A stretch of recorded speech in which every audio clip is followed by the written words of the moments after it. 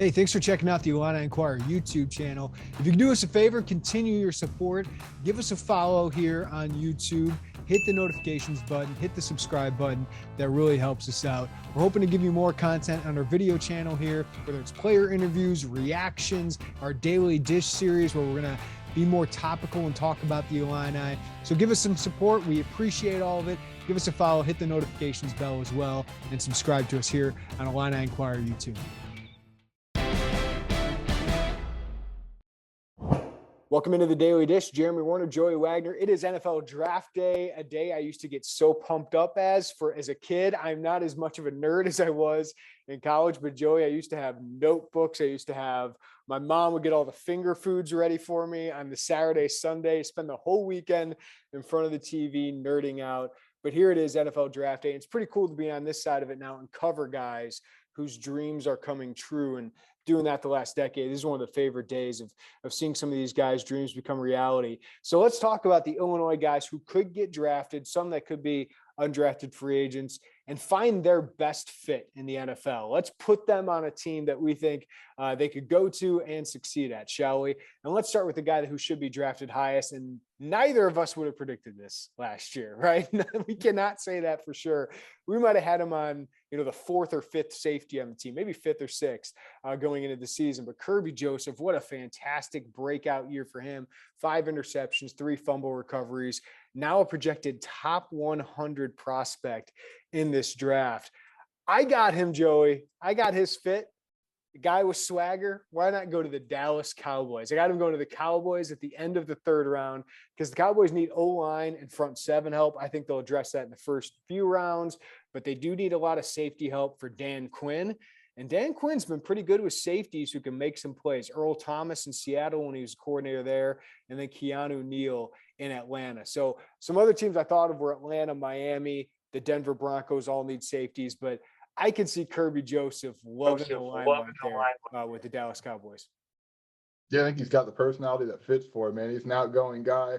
My Packers don't need a safety urgently, but that is, I would be all about that. I mean, look, if you need a playmaker, Kerby Joseph still doesn't have a lot of tape out there on him. That's just the reality. He had one season where he really broke out, and he broke out in a huge way, but there's still not a lot of tape there. We do know, I mean, he's a playmaker in the back end, Jeremy. He had 5 interceptions last season. I think you see a knack for that. Dane Brugler of The Athletic has a mock to the New York Jets. So you want limelight, Jeremy? How about New York? Is it Broadway Kirby, right? Is that it? Is that how it goes? That would be a bad spot for him because Justin Hardy's out there, former Illini. He'll take care of him. What a rise for that kid, though. He was a wide receiver 16 months ago, give or take. It's unbelievable how fast he shot up the draft boards and how much Ryan Walters believed in him. He believed in Ryan Walters, and he developed to this point. We did not have him going to Houston, Lovie Smith. I believe we will have one player going to Houston here. Do they need a wide receiver?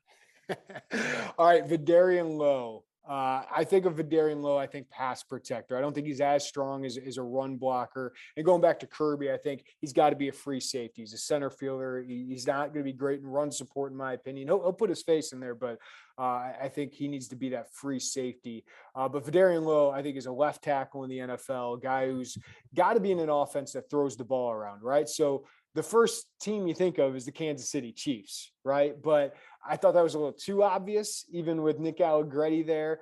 So I went with a different team that has drafted an Illini here recently, and that does need tackle help. I'm going with the Las Vegas Raiders. They don't have many early picks after trading for Devontae Adams. Sorry, too soon there, Joey. But they have a big need at left tackle. They have a pass-happy offense with what they're going to do there. So I think it would make sense for the Raiders, maybe 5th, 6th round. I would draft him in the 5th round, but we'll see where he goes. But they have to address their needs in a 3rd, 4th, and 5th round. I think Vederian Low could make sense and be a value pick there. Someone want to block, maybe you need help blocking for Russell Wilson in Denver. Look, think pass-happy teams. Think teams that are going to move this thing through the air. I hate to do this, Jeremy. Green Bay, their offensive line coach, Luke Butkus. That's right. There's a tie. I think with Aaron Rodgers, they're interested in throwing the football. But that's what it is with Vederian Lowe. We know he's a left tackle. He's going to go in there and compete in the 2 deep, probably pretty early. He's pretty ready-made, I mean, in terms of build, age. but you're going to want probably a team. He's a much better pass blocker than he is a run blocker. So you think teams that throw, which I know in today's NFL is basically everyone, but really throw, I think is a team for Vederian. Yeah, I thought of the Steelers, but I figured, are they going to take a line on back-to-back drafts? I'll throw the Bears out there too, because I don't know if they're going to take a tackle early, but I do think they could take one at some point. And they're obviously very familiar with Vederian. All right, Jake Hansen. I mean, he's already got an apartment. Has he got an in apartment there? That makes all the sense. He and Lovie Smith were, I mean, they were very tight coach-player relationship. A lot of respect between those two guys. It's clear Lovie has actually got some guys from that 2019 and that kind of era of Illinois football on his coaching staff in Houston. It makes sense to bring Jake into a training camp. It's somewhere you think they would be comfortable with one another. I mean, that makes so much sense in the world to me. All right, I'm going to go Owen Carney. I'm going to put him in a familiar spot. This guy has really liked Illinois guys in the past, but more importantly, he's really liked Bielema guys in the past, both at Arkansas and Wisconsin. I'm going with the New England Patriots here. I think he's going to be an undrafted free agent. I think Jake Hansen will be an undrafted free agent as well. But Carney's kind of just a more solid, reliable, versatile guy that I think is going to be kind of a pro's pro. He can set the edge, rush the passer, but athletically a little bit limited, not the longest guy, but can play in a 2 and 3 point stance. I don't know if he's going to stick in the NFL, but I do think someone like Belichick, who's close to Bielema, appreciates Bielema. And I think Bielema will fight for a guy like Owen Carney and give him a high recommendation. So I think that could go a long way to getting a camp invite for a team like the Patriots. Yeah, when you think of guys who, I mean, Bielema is going to put in a good word. The Giants would have made sense, but Joe Judge has been relieved of his duties. They've got a coaching change there, so that direct tie doesn't exist. We know Brett's probably got an expansive NFL tree just based on his time in the college ranks in the NFL with the Patriots. I think Bill Belichick respects Brett Bielema's words, respects his recommendation, and I think a camp invite there makes sense. One guy who you told me was mocked by NFL.com in the 7th round, which is great to see because I know you and I both love talking to him. I love covering his career from the moment he worked out in front of Lovie Smith down at their satellite camp in St. Louis. Tony Adams. I think he'll probably be an undrafted free agent, but if he goes in the 7th round, that'd be awesome. But I got him going to the Bears, and it's not because I'm a Bears fan, but he played in that Lovie Smith Tampa 2 style defense, Matt Eberflus. His influence is that kind of scheme, and I think he brings some versatility. And Joey, you know this, the Bears need some help covering anyone. They were terrible outside of Jalen Johnson last year, covering and defending. So the Bears are going to have to bring in a lot of guys back there and see what fits there. So I think it could be a good opportunity for Tony Adams with the Chicago Bears. Yeah, NFL.com had him mocked, I believe, to the Arizona Cardinals. I do wonder if there's a similar path for him. Nate Hobbs, remember, was a boundary corner at Illinois, really found his stride at nickel. Could Tony be someone like that? He's obviously, I think he played almost every position at Illinois at some point at any given time during his 5-year career there. But could he be a guy who slides inside and maybe be an interesting piece there? He tested, the numbers reported out of the Illinois Pro Day were pretty good for Tony Adams. So, yeah, I agree with you, Jim. I think we'd both like to see him get taken. He's just a great kid. He's an all-world kid and really worked his butt off for this chance. All right, Doug Kramer, I think, has a lot of similarities to guys who have succeeded in the NFL, stuck in the NFL, like Ted Karras, Nick Allegretti. Great leadership, tough.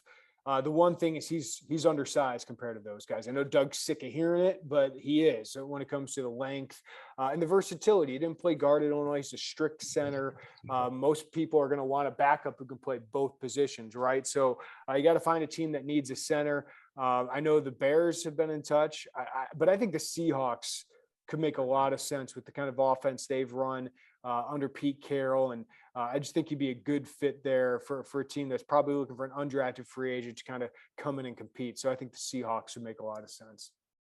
Not really a lot of fight from me here, Jeremy, on some of these teams that make sense. Seahawks were a team that I think we kind of pegged early as, hey, that could make sense for Doug Kramer. You talk to some people that, that could be one. Where will it be? Will it be a late 7th? I think you can make an argument he should have his name called, but again, you're right. He's tired of hearing that he's undersized, but he was it's so just what the effective, NFL right? Like he was effective in Yeah. the Big Ten, one of the better centers in the Big Ten. Like obviously he's not Linderbaum. There were some really good players the last couple of years from Wisconsin, all of them, but he was one of the better centers in the Big Ten the last couple of years. I think Kalen Tolson is going to get a shot somewhere to be a special teamer. I think he's a little small, undersized, I should say, lengthwise, to be a full-time linebacker. But I think like James Crawford, he could find a spot in the NFL if he really excels on special teams. And it would not shock me to see Brandon Peters get an invite somewhere. Like just because of the arm strength. I know how his career went here at Illinois, a lot of ups and downs, but it wouldn't shock me. But let's talk about the lads, man. I got all the lads going to the same place. And there's not many things I can talk smack to your Packers about, but they stunk on special teams. They stunk. Say it out loud. So let's send all of them. James McCourt, Ethan Tabell, Blake Hayes, all going north to Green Bay. Oh, that's the good stuff. No more. We cannot have the meltdowns on special teams. They hired a new special teams coordinator. Look, Mason Crosby's getting up there. You're going to eventually need to replace him. The Packers signed Pat O'Donnell as a punter. Do you want to bring in some competition in the form of Blake Hayes? Long snapping, I thought, was kind of an issue last year. I think Ethan Tabell was really overlooked and really good at what he did at Illinois. You just don't notice a long snapper because they're long snappers. I'm sorry to say that, but they're not the guys who jump out at you. Wouldn't that be something? Keep all the lads together. Can they keep minimally? Can 2 of the 3 together? Like they're all going to be undrafted free agents, we think. Maybe Blake Hayes sneaks in there a little bit. Would they have any interest in trying to find a place with common interest in them? I don't know. It's fun to think about. Yeah, they aren't all going to end up at the same place, but I think all of them are going to get a chance. Well, and the thing is, you could take the Chase McLaughlin path, right, where you're bouncing around. Sometimes that's the life of a specialist until you find that one great opportunity. But all those guys should at least get an opportunity. NFL draft time. Good to see some Illini likely to go off the board this week here, and we'll cover the heck out of it at IlliniInquirer.com. And give us a follow, subscribe to us, hit the notification bells on YouTube as well. We'll talk to you next time.